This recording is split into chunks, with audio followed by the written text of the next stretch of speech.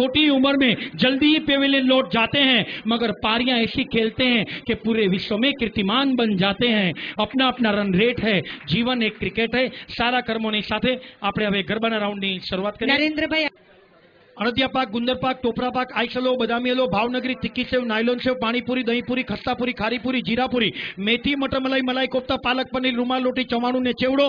જમવાની પણ શરૂઆત ભેગી થઈ ગઈ છે અને આગળની થોડી સીટો હટાડી લેજો જેથી આપણે ગરબાના રાઉન્ડની શરૂઆત કરી શકીએ। તો આવો